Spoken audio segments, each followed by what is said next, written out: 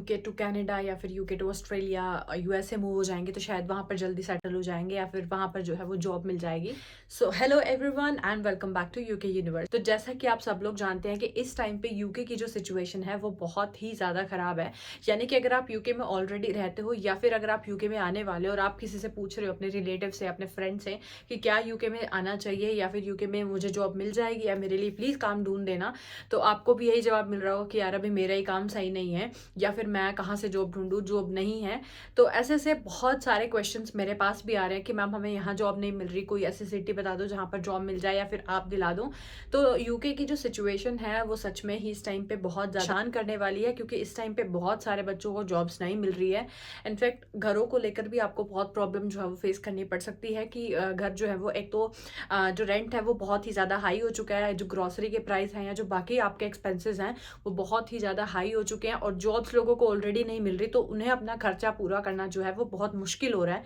तो इसीलिए बहुत सारे लोग जो है वो यूके टू मूव भी कर चुके हैं और बहुत सारे लोग प्लानिंग कर रहे हैं कि वो यूके से या तो अमेरिका या फिर ऑस्ट्रेलिया या फिर कनाडा जो है वो चले जाएं। को लेकर के आज हम इस वीडियो में बात करने वाले हैं। तो अगर आप भी इनमें से एक हैं तो आपके लिए वीडियो देखना बहुत जरूरी है, और अगर आप चैनल पर नए हैं तो सब्सक्राइब जरूर कर दें, क्योंकि यहाँ पर आपको मिलेगी यूके से रिलेटेड हर वो इन्फॉर्मेशन जो आपके काम आ सकते हैं। So without any further delay let's get into the video. बहुत सारे जो बच्चे हैं या स्टूडेंट्स हैं या जो full time, in fact full time भी हैं, उन्हें भी जो है वो जॉब को लेकर के परेशानी जो है वो फेस करनी पड़ रही है। अगर आप यूके एज अ स्टूडेंट आए तो आपके लिए तो बहुत ही ज्यादा प्रॉब्लम हो सकता है, क्योंकि आपको शायद अपनी फीस भी देनी होगी, अपने खर्चे भी पूरे करने हैं। कि जो डिपेंडेंट के साथ हैं वो फिर भी 2 पर्सन है, वो फिर भी मैनेज कर सकते हैं, लेकिन सिंगल पर्सन के लिए बहुत मुश्किल है। इनफैक्ट मेरे भी बहुत सारे जो नोन हैं वो यूके टू या फिर कनाडा, ऑस्ट्रेलिया या फिर यूएस से जो है वो मूव कर चुके हैं। और आप में से भी शायद ऐसे बहुत सारे लोग होंगे जो ये सोच रहे हैं कि हम यूके टू ऑस्ट्रेलिया, कनाडा वहां पर मूव हो जाते हैं, शायद वहां पर जल्दी पीआर मिल जाएगी, आप वहां पर ज्यादा जो है वो जल्दी सेटल हो जाएंगे, तो यूके में रहना वर्थ इट नहीं है।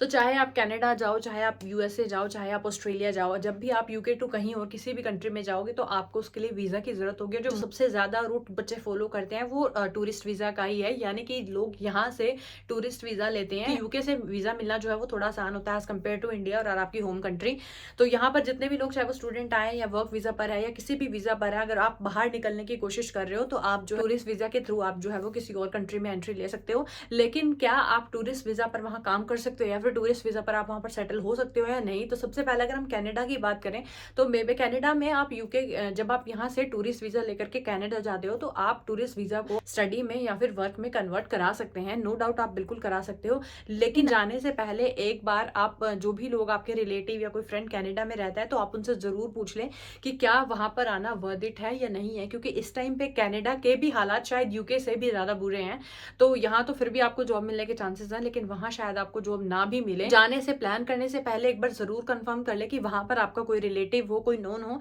जो आपके शायद आपके वीजा को चेंज कराने में आपकी हेल्प कर सके, आपके लिए जॉब फाइंड आउट कर सके, आपके लिए जो घर है वो ढूंढने में हेल्प कर सके। तो ऐसा नहीं है कि वहां पर आपको जाकर के मेहनत नहीं करनी पड़ेगी या वहां पर आपको जॉब जो है वो ऐसे मिल जाएगी। तो वहां पर जाकर भी आपको अपने टूरिस्ट वीजा को किसी टाइप के स्टडी या फिर किसी टाइप के वर्क वीजा में कन्वर्ट करना पड़ेगा। वर्क वीजा में कन्वर्ट करने के लिए फिर से आपको स्पॉन्सरशिप की जरूरत पड़ेगी, और स्टडी वीजा में आपको फिर से फीस जो है वो भरनी पड़ेगी। इस तरह से अगर आप ऑस्ट्रेलिया या फिर आप यूएसए जाने की भी प्लानिंग करते हो, अगर आप अपने आप को सोचते हो कि आप लीगल तरीके से वहां रहे, तो आपको अपने वीजा को, टूरिस्ट वीजा को, या तो स्टडी वीजा में या आपको किसी भी टाइप के वर्क वीजा में चेंज जो है वो कराना पड़ेगा। और जब भी आप वर्क वीजा में चेंज कराते हो या फिर वर्क वीजा लेते हो तो उसकी सबसे पहली कंडीशन आपको जॉब ऑफर चाहिए होता है, कि किसी भी कंपनी से आपको जॉब जो है वो चाहिए, तभी आप वीजा जो है वो चेंज करा सकते हो। और स्टडी के लिए आपको जो है वो फीस भरनी पड़ेगी। कनाडा की तो सिचुएशन आप सब जानते हैं कि इस टाइम पे वहां पर भी जॉब्स और घर को लेकर के बहुत ज्यादा परेशानी है। हालांकि ऑस्ट्रेलिया में अभी अच्छा है, अभी वहां पर कंट्रोल सिचुएशन है, तो आप अगर चाहें तो ऑस्ट्रेलिया मूव कर सकते हो। तो इसीलिए अगर आप सोचना चाह रहे हैं कि आपका यूके में जो है वो सही नहीं सेटिंग आ रही है, आपको जो यूके में लग रहा है कि आपका फ्यूचर जो है यहाँ पर सिक्योर नहीं है,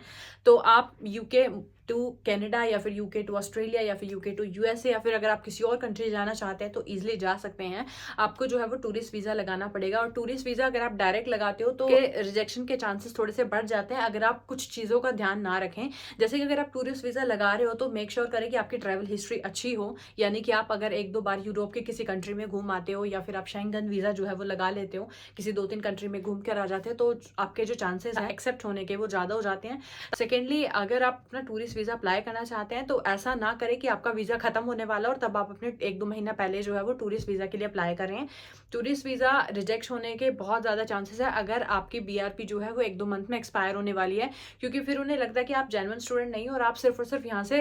भागने के चक्कर में हो, इसलिए आपका जो वीज़ा है वो रिजेक्ट होने के चांसेस ज़्यादा रहते हैं। दूसरा, आप कोई भी फेक डॉक्यूमेंट ना यूज़ करें। अगर आप अपना खुद से प्रोसेस कर रहे हैं या किसी से भी प्रोसेस करवा रहे हैं तो मेक श्योर करें कि आपका कोई भी जो डॉक्यूमेंट है वो फेक ना हो। आपकी जो पे स्लिप्स हैं, आपकी जो बैंक स्टेटमेंट्स हैं, आपके जो फंड्स हैं, उसमें से किसी भी चीज़ में ऐसी प्रॉब्लम ना हो कि आपके वीज़ा रिजेक्शन के जो चांसेस हैं वो बढ़ जाए। अगर आप यूएसए का वीज़ा अप्लाई करने जा रहे हो तो इंटरव्यू जो है एक बहुत मेन इंपॉर्टेंट रोल जो है वो प्ले करता है। सो अगर आप यूएसए के टूरिस्ट वीज़ा की तैयारी कर रहे हो तो आपको जो है वो अपने इंटरव्यू की तरफ ज़्यादा ध्यान देना चाहिए, क्योंकि वो आपसे आपके बेसिक क्वेश्चंस पूछते हैं, लेकिन वहाँ पर बच्चे घबरा जाते हैं और इसकी वजह से उनके जो वीज़ा रिजेक्शन के चांसेस हैं वो बढ़ जाते हैं। सो मेक श्योर करें कि इन सभी बातों का आप ध्यान रखें जब भी आप अपने टूरिस्ट वीज़ा के लिए अप्लाई करना चाहते हैं। इसके साथ ही आपकी क्या राय है कि आपको यूके में रहना चाहिए या फिर यूके से मूव करना चाहिए, कमेंट बॉक्स में ज़रूर बताइएगा। और मैं मिलती हूँ आपसे नई वीडियो में एक नई अपडेट के साथ। तब तक के लिए थैंक यू सो मच।